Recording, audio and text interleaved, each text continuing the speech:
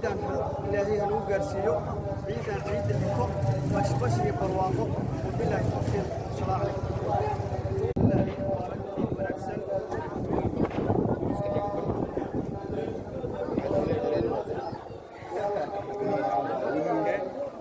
بسم الله عيد وناagsan عيد وناagsan كل عام وأنتم بخير muslimiinta meel walba ay dunida ay ku joogaan waxaan leeyahay ما شاء الله عيد وناagsan ciidan ilaahay hanuu gaarsiiyo ciidan ciidda xiko bashbash iyo barwaaqo wabilaahi tawfiiq salaamu calaykum